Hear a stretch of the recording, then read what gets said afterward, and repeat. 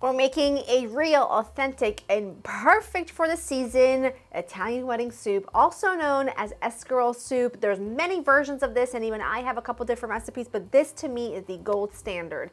It is very simple compared to what you've had. There's no pasta in this. There's no real starch in this. It's just about the broth and the mini meatballs and tons of escarole that gets cooked together to absolute perfection. If you are from Jersey, if you are from the tri-state area, you know many really good places, many good restaurants serve these, and you can buy them by the like quart container, and we do all the time at a couple of different places because it's just so delicious. I'm going to show you how I make mine. There's different ways of making it. This is just my version, and I think it's the best. I love to serve it on Christmas as a first course, or as like a before your big main course. But I actually love to make a big pot of this for the week between Christmas and New Year's, when you just want to have something in the fridge that gets better as it sits for a few days, and then everyone can serve themselves. I'm starting with bone-in skin on chicken thighs, although you could do a whole chicken here, you could do leg quarters, you could do some bone-in chicken thighs and bone-in chicken breast. I just think going with the bone-in chicken thigh is just simple and perfect, and it has never failed me. In my Dutch oven, I've got some light olive oil coming to temperature. I'm gonna add my chicken in. Now, it's not super hot yet, and that's kind of on purpose because I want the temperature of that chicken just to kind of to rise with the temperature of the pot. Kind of like when I cook bacon, I always start it in a cold pan because it allows that fat to render in the best possible way. And I do want to render a lot of the fat from the skin because we're not going to need it in our final dish. So I have these on medium, not medium high, not high, on medium. I'm going to let these go. I'm going to season the opposite side just with some salt, and I'm going to let these go for a solid like 10-ish minutes, or until they are where I want them. In the meantime, I've got carrots, celery, and onion, and I'm not using any garlic for this because I'll be using garlic in my meatballs, and I'm not cutting these into small pieces because I am going to actually lift these out after they've cooked for a couple of hours, because the end result is going to be a very delicious, clear broth, beautifully flavored, and it's just going to be so fantastic. So I'm just going to cut the carrots and the celery into large pieces, and I'm just going to quarter the onion, and I'll peel it as well, but I just want to quarter it, leave it whole, and then I'll just kind of fish it all out with a kitchen spider. So I'm just going to let that cook, and I'll show you what they look like when they're there. Look at how gorgeous those are, and I want you to see how much fat, I'm just going to turn that way down, how much fat rendered from that skin. Now listen, you can do things a few different ways. If you want to use like a boneless, skinless chicken thighs, or just take the skin off and just quickly saute it or sear it, go for it. I just think you get so much flavor from the fat, from the bones. I don't want to get rid of that, but I do want to get rid of all of this, because look at that. I do not need that. And we started with just a drizzle of a light olive oil. I don't want to use, I don't like to use extra virgin because it will, look at that. That's got to be a solid third of a cup of fat. We don't need that. But there is some good fond underneath in this pot, in that bottom stuck there. Delicious. I'm going to add just the tiniest drizzle of extra virgin olive oil, because this is good flavor, maybe about a tablespoon. I'm going to add my mirepoix. I'm not really going to saute them and give them a ton of color. I'm just going to stir them into that fat. Just get those flavors just to begin to kind of become fragrant. It's not going to take long, just literally a few seconds. And then I'm going to come in here with a ton of water. You don't need to use chicken stock. You're essentially making that from your bone-in, skin-on chicken thighs. And that's going to lift all those gorgeous flavors from the bottom. I do want to add a good pinch of salt. I do want to add some parsley. I'm going to add the stems because that's got good flavor. I'm adding my chicken back in. And now I'm just going to let this come to a simmer. And I'm going to let it gently simmer, covered, for a couple of hours. I want that meat to literally, oopsies, fall off the bone, and I will show you what it looks like when it's there. took my chicken out after a couple of hours, and I also fished out those veggies. And look at the color of that broth. That is goodness. That is what you want. Now we're making mini meatballs, which are just my standard classic meatball recipe. You can do a mixture of pork, beef, and veal. I do all beef, 85-15, but you can do any mixture that you like. I'm going to rehydrate some breadcrumbs. These are going to add lovely tenderness to your meatball, and the milk is a natural tenderizer for meat, so doing two things at once. And I just like doing this because I just feel like you get a much more tender meatball than if you didn't. I am gonna grab my microplane, so give me 1 second because I gotta grate in some garlic.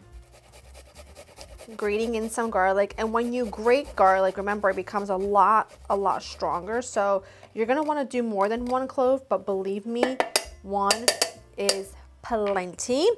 Need a good pinch of salt, and it doesn't look like a lot of meat, and it isn't. It's only about a half a pound, but we're gonna make teeny tiny meatballs. Plus, you're gonna shred the chicken, the meat from the chicken, that's gonna go in too, so it's plenty, believe me. Adding my egg in. I've got parsley in there as well. My breadcrumbs are ready. And before I start rolling, I'm just gonna grab a plate and get it ready for my landing as I roll these meatballs. Mixture is ready, and now you're gonna come in here and painstakingly roll very teeny tiny meatballs. And you can drop them right in if you want, or you can put them on a plate. It doesn't matter. They all have to simmer together for a while anyway, but you want them to be small. It does take a little bit of time. You're gonna be here for a good 20 minutes. So it's up to you if you wanna drop them right in, or if you wanna put them all on a plate and then pop them in. Doesn't matter. So I'm gonna do that, pop all these in, shred my chicken, and get that ready, and get my escarole washed. I almost committed a sin, you guys.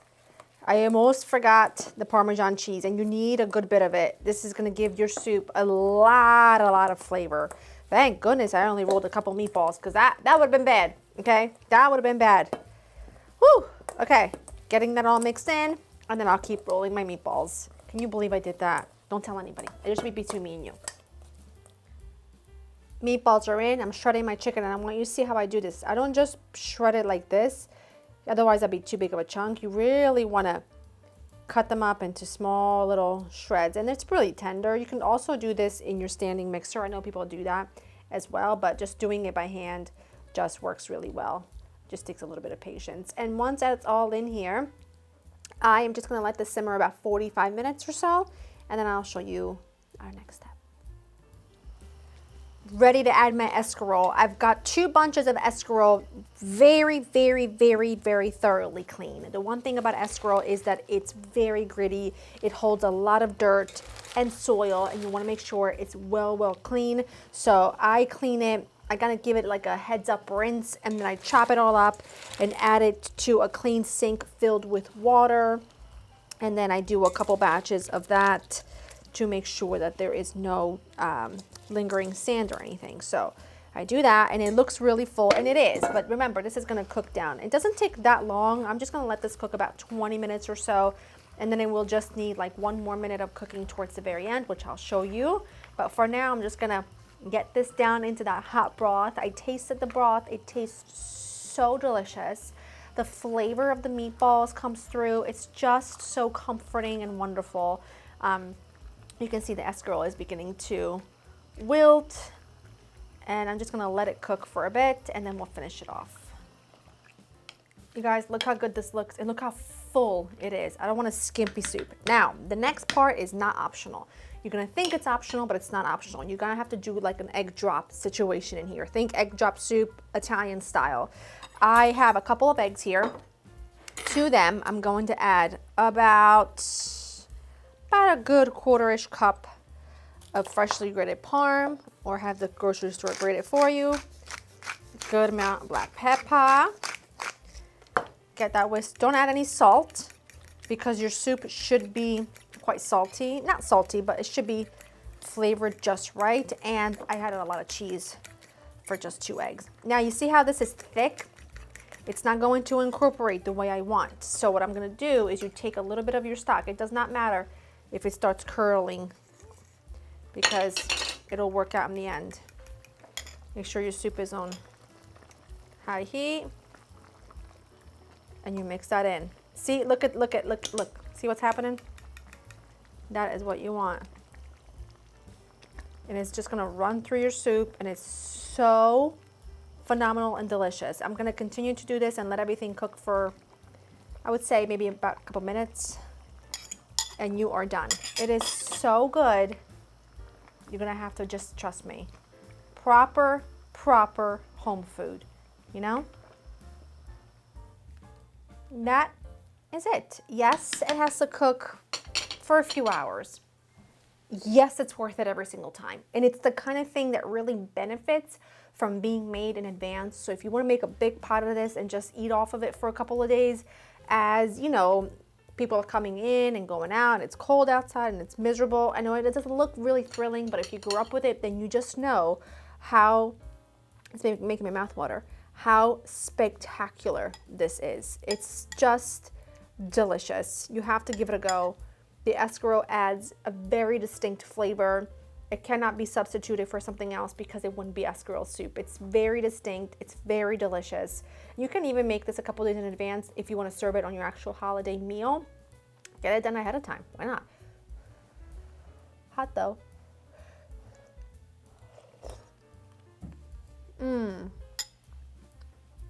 There's nothing like it. There's nothing like it. Go to laurainthekitchen.com for the recipe. Check the description down below. Hoping you enjoy spending time with me, and I will see you in the next one. Bye-bye.